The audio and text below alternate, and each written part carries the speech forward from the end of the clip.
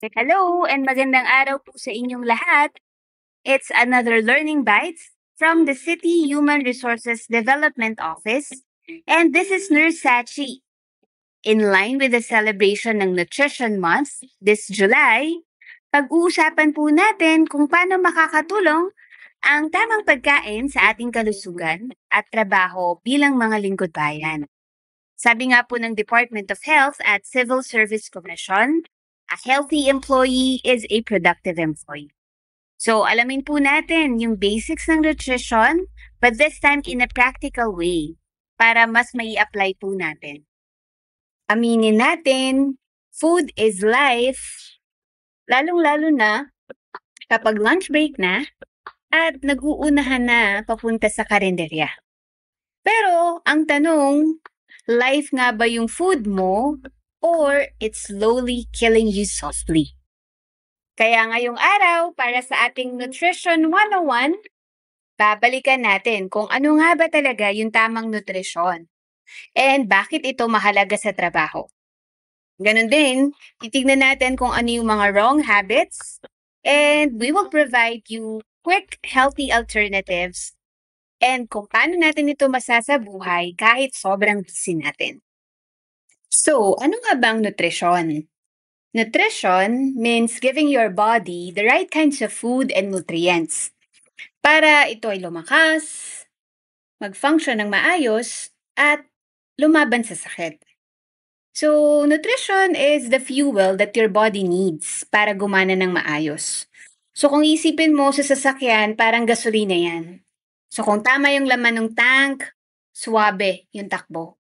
Pero kung mali yung laman, like puro chichirya, running on energy drinks, or instant food, like instant noodles, maaring maging sanhi ng pagiging lagi or mabagal na mag-isip, mabilis mapagod, and worse, madalas magkasakit. Ayon sa Department of Health, kapag healthy ang employees, mas mataas ang energy, mas sharp ang thinking, mas masaya ang mood, so mas productive ang buong office. Kaya nga, healthy employees equals better service to people. What if kulang ka sa nutrisyon? Hindi lang energy ang affected. Buong katawan ay apektado. Ngayon, ito yung mga signs na possible kulang ka na pala sa nutrisyon. Una, laging feeling pagod. Kahit kagigising mo lang, parang gusto mo na ulit humiga. Pangalawa, pwedeng foggy mind or yung tipong hirap ka mag-concentrate or madaling makalimutan ang mga tasks.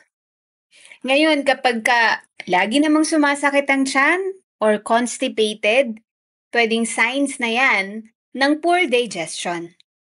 And maaari ding humina ang ating immune system, madaling sipunin, or matagal gumaling kapag mahina or mababa yung ating nutrisyon.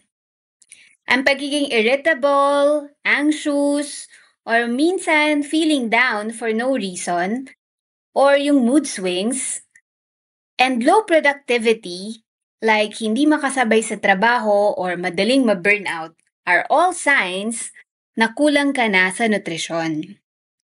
Kaya nga food is fuel. Kung kulang ka sa nutrisyon, di lang katawan ng mahina, pati performance sa trabaho apektado. So let's talk about the big three nutrients. Anong silbi nila, saan sila makukuha, at anong mangyayari kapag kulang? So when you think of carbohydrates, think energy. Ang carbohydrates ang main source of energy para makagalaw, makapag-isip at makapagtrabaho ng maayos. Carbohydrates feeds all cells including our brain cells and muscle cells. So, saan nga ba nakukuha ang carbohydrates? So, sa mga paborito nating pagkain, lalo na tayong mga Pinoy, like kanin, tinapay, kamote, mais, oatmeal, cereals. These are foods that are high in carbohydrates. Number 2 is protein.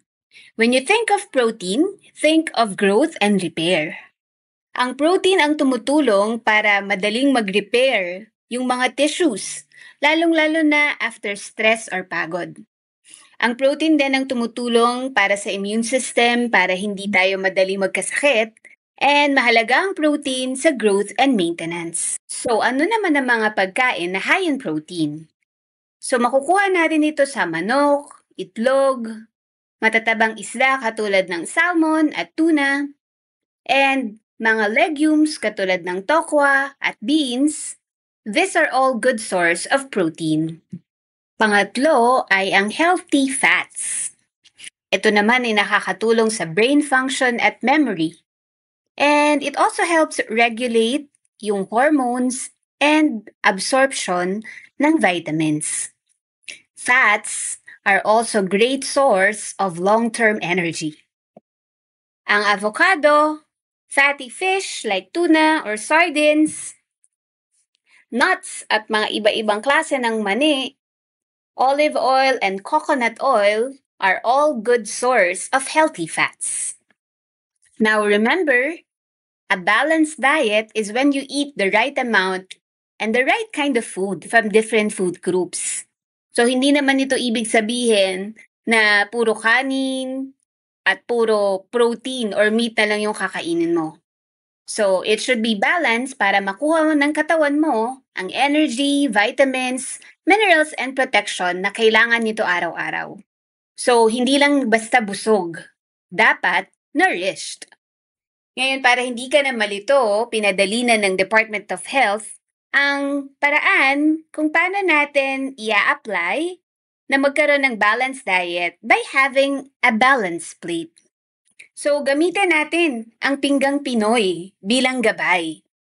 So, kung hahatiin natin yung plato natin, make sure na kalahati ng plato should contain fruits and vegetables. Gulay at prutas for vitamins, minerals, and fiber. Ito ang tutulong sa digestion, immune system, and skin health. So, lahat ng klase ng gulay na meron sa bahay kubo, pwedeng-pwede. 1/4 of our plate naman should contain foods high in carbohydrates. So, dyan na papasok yung rice, corn, kamote, whole wheat bread. Those are good alternatives of carbohydrates that will provide us energy for the day. And ang remaining 1/4 ng plate natin should have protein, such as chicken, fish, tofu, itlog, or beans.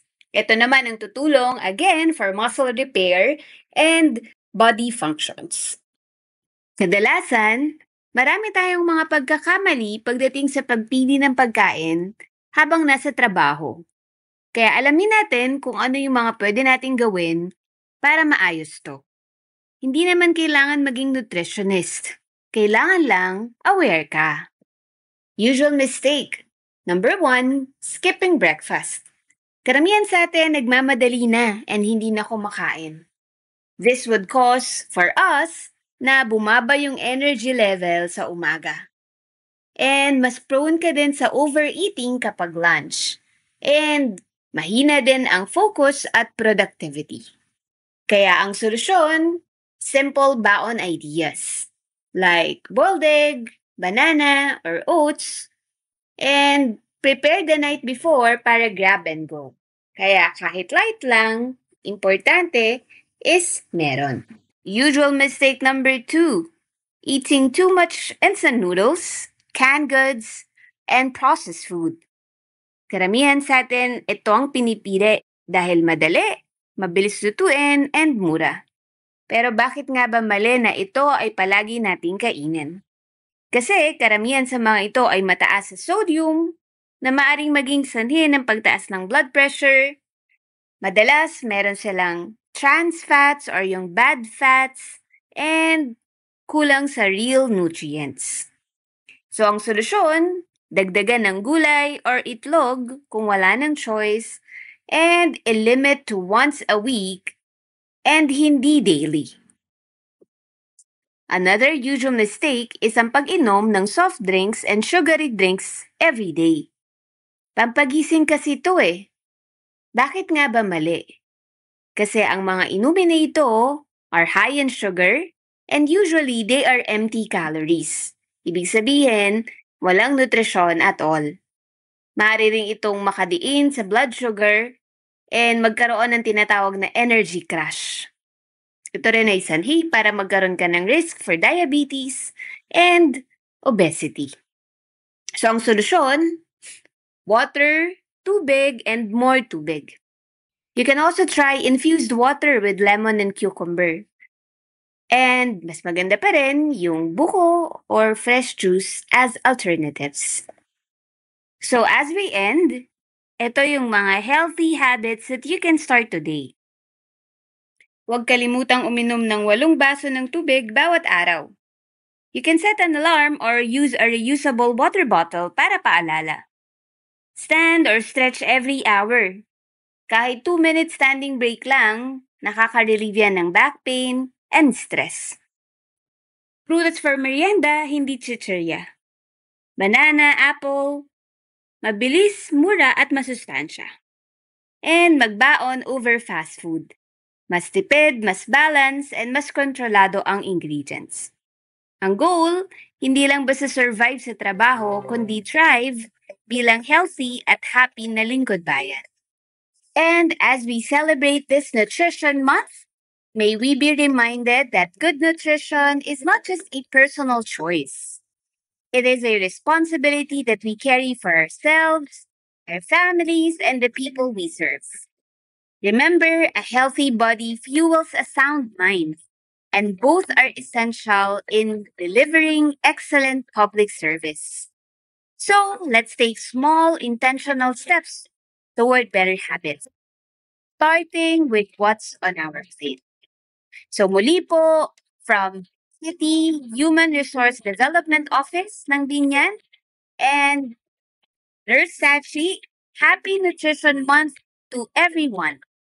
May this be a fresh beginning to a healthier, stronger, and mas produktibong lingkod bayan.